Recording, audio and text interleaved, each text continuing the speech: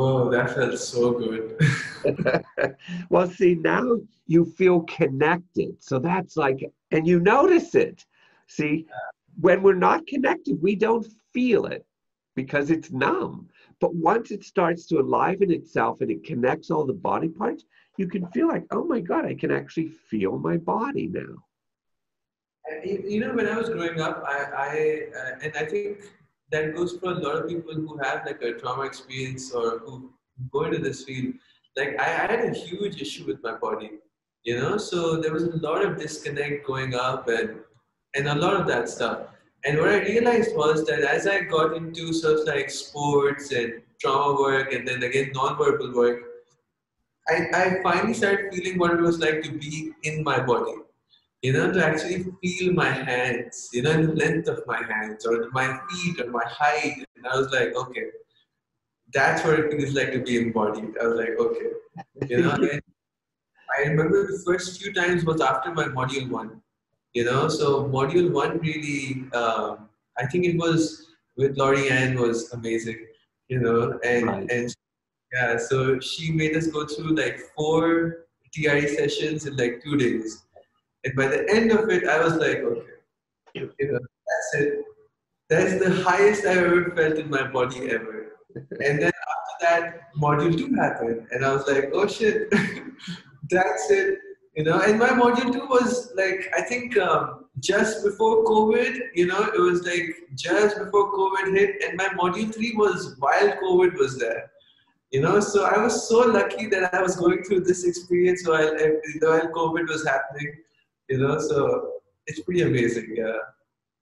Yeah, well, it's very clear you've done work. Now, all I did is I forced the tremor mechanism to go deeper inside of your body by making you hold your pelvis up longer and closing your legs slower, because that will force it through the core of the structure and then it can loosen more from there. Because otherwise, I know if I close your legs quickly, you would have gotten some nice movement in them, but you wouldn't have pushed that deep inside the body. Yeah, and I think that that's something that I've seen with sort of like the people I work with also, because so sometimes I would just go a little bit faster or I would not be patient and that's something I never sort of like even saw before. So seeing it happen in my own body, that my body can do it on its own, and I just don't have to do much. I just have to sort of like wait and watch and not intervene too much and just let it do what it needs to do. And I was like, okay, Yeah, that's that's the hardest part, though, for everybody is being patient. I just keep telling people just wait. If it's working, don't push it. It's doing fine because it knows what it's releasing inside. We have no idea, but it will show you when it's released. It'll start moving differently. Then you say, okay, that did that. Let's move on to something else. and I think it's just about seeing that difference, and I feel like I think the more I've sort of like started to do my own tremor work and I remember in my module two there was a big freeze that came up. So even today I noticed that there would be like freezes in my shoulders and in my neck and they would sort of like release and stuff and I would be like yes, thank God this is gone and there's no amount of talk therapy that could have taken that out in this amount of No, you know. I'm convinced this goes far beyond physical therapy. You can have a physical therapist do that, but for some reason, the tremor mechanism loosens the tissue naturally in a way that artificial manipulation of the shoulder, as an example, could not do it. I can artificially get you to loosen your shoulder, but this does something much deeper than that. Yeah, I like it's like even now I can feel my spine sort of like straighten. Yeah, Like spine from the inside it has straightened. Like yeah. and I'm like, how did and again I don't think anyone could have even reached if it was physical couldn't have reached that. Through talk therapy, that's even further away from it as well. So Right. and that's one of the reasons why I've been so blessed that okay, this is something that I'm really become the more I've done it, the more I've taught it, and I'm like, this is something that's pretty amazing. I read your book, the first book, The Revolutionary Trauma Process, and I know that I remember that, and in that book there was a part about sort of like, not giving it out, but like, really spreading it as like, because it can be done in the masses. This can be done for people who are going through, because in Pakistan, there's a lot of trauma there. Here, wars, there was a partition, there was so much that has been intergenerationally transferred in. So it's really interesting to have that kind of have a non-verbal. You can just come in, do an exercise, feel this experience, feel that space inside, and be like, okay, done. So you don't talk about, like, it's amazing. And I think that's why it works. I think that's why it works in Pakistan. I think that's why it's sort of like getting really accepted here also, that people are pretty reserved here generally, like collectivistic culture, they're quite reserved. So they can just come in, do this experience, and be like, okay, works. Yeah. See, to me, that's the whole value of this is I can do this with 300 people at a time. They can get out their tension. They don't have to talk about any stories or relive any history, much of which they don't even remember. It's just in their body tissue, so they wouldn't even have a story to tell. And they are empowered to heal themselves. That's what's so valuable. We've taken away from the medical system, not that that's bad, but we said, wait, you've got this built in you genetically. It's yours. It's your gift. We're just teaching you how to use it. And then it's your free gift. Because I'm convinced that a lot of people are violent because they're so frustrated inside their structure. And if we can release some of that tension, the frustration goes away and they sit down and they say, all right. And the violence even goes away. Absolutely. Like space inside, space outside. Like it's literally like, and I like at this moment I feel, and I've had a day. Like it's like 9 p.m. and I was like, I was wondering, would I be fresh? Would I be, I was 100%. I was more than excited, But I was like, and I was like, now at this moment, I feel there's so much space for me, Yeah. for me, not to do much, but just to be and be kind and be accepted and compassionate. And I was like, yeah, okay, that is amazing, So yeah, I'm so I named my center Trauma Release and Wellness Center. Before I was going to meet Lori Ann for the first time in November 2019. And she said, and I was just cooking up the idea, trauma, there should be a trauma center in Pakistan, we should work with trauma. And I wanted to work therapeutically, I had it covered in terms of therapeutic skills and stuff, but I was like, okay, I need non-verbal, and I knew that the new sort of like trauma work was all non-verbal, that it's not about what happened, it's about what can be done to release it. And I was like, after I experienced TRD here, I was more than convinced, okay, this is the thing, and it just coincided. And I've been very lucky to have this become part of my daily journey now. And it's really changed my life completely. Like as a therapist, there's burnout. So there is therapist, and now because I have so much space, like my burnouts have gone down. Yeah. So I don't burn out anymore. And I'm like, yes, every therapist should know this. Yeah, you've nailed everything. So that's definitely gonna be, once COVID is done, once all of that is done, I'm so gonna try and hopefully everything works out and we'll hopefully make that happen. Yeah, well, I would love to have it happen too. Once COVID is over and we can travel and things are free, I would come to Pakistan immediately. I've always wanted to see it. I would enjoy it.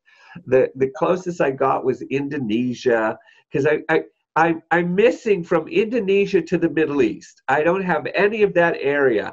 I've traveled the whole world except that little section. Pakistan first, yeah. Okay, so once all of this is done, and you're gonna love it here. I'm telling you, you're gonna have the best time ever. Like, I'm sure I will. I already know I'm going to like the culture. I already know that because I love cultures. I love languages. I've lived in 7 countries. I enjoy it immensely because it forces me to change. Living in a different country, I've learned many languages. It's just constantly forcing me to really what it feels like is I feel like I belong on planet Earth. And I get to, it's like planet Earth has become a playground for me. So I just get to travel around and eat foods and meet people and hear different languages. and I feel like because you can speak the body, and I feel like that is like the most universal language there is. Yes.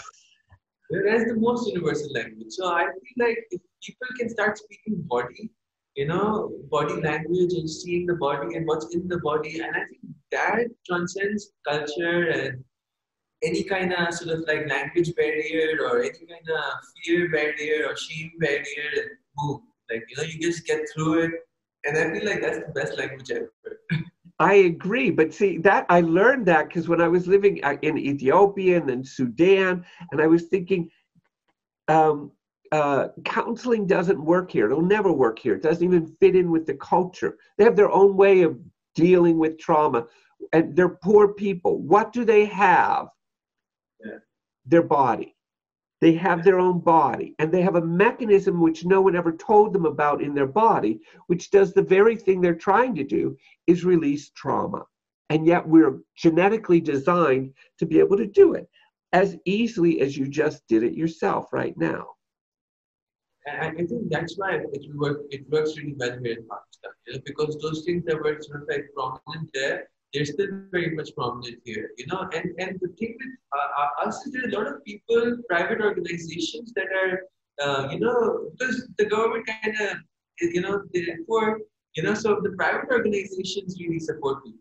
So they're Right. doing a lot of really nice work, amazing work, and you just tell them that this is a tool that is available for you, already available for you, and your body can already work with it. They're like, okay, we solved our problem here. Yeah. Well, when they watch your body, this video is very useful for you for advertisement because you can clearly see you were not doing this. Yeah. It was very obvious. Now, because when your legs move back and forth, people could say, oh, he's just doing that. But the way your tremors moved in deep in your structure, and we could see it outside, they're going to say, he's not doing that. Something's happening to him. And he likes it. See, because people are usually afraid of that. And you're showing, oh my God, this feels great. I love this. And you're going to completely shift their consciousness. Yeah. I think personally, TRE has become like a huge step for me. Like I want to take it to deaf people, because for example, there's not a lot of people who do deaf therapy here. There's no therapist that knows sign language here in Pakistan, and then this becomes like a non-verbal way of working with deaf people. Yeah. So that's in the list of things I want to try and do. Okay, so on my YouTube channel, I have a woman, she's from South Africa, and she does sign language. I'm talking and she's signing. Now, I don't know if they're different. There's South African Sign Language and American Sign Language. I don't know if there's Pakistani Sign Language. Is there? Yeah, there is. Okay. So anyways, find somebody who knows Pakistani Sign Language and make a 3-minute video because this woman, she called me up and she said, and I said, well, I've never worked with deaf people. And she said, I don't understand why. She said, because TRE is a visual language. It's not audio. And she said, you should be able to work with deaf people easily. And that, it just blew my mind. And so then I made a video of her telling deaf people about TRE. Yeah, I think 5% of Pakistan is deaf. So, and I was just thinking, because again, trauma about isolation and disassociation, and I was like, because trauma really is all about connection and healing and getting in touch again. So I was like, you can deal with people who are lingual. They can talk, they can pay, they can afford.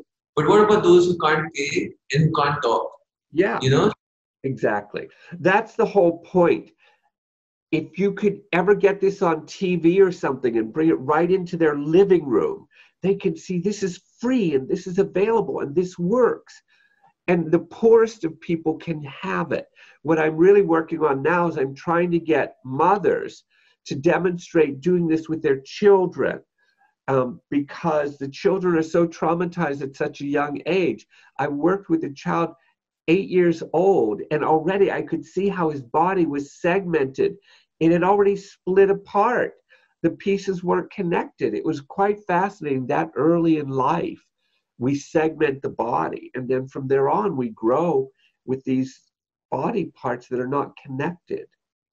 And I love sort of like just what I, for on a personal level, I've started to listen to what my body is saying a lot more. You know, whether it's my shoulders, my hands, and I think one thing that Lorianne said was in the first training, less is more.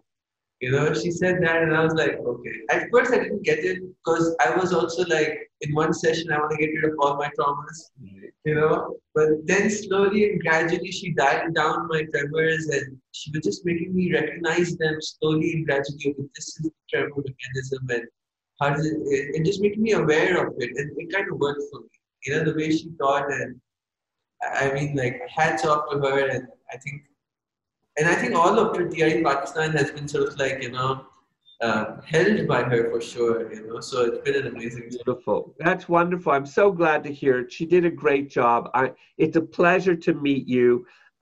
You just keep my email address. If you ever need me again, you give me a call and I'll be glad to help you.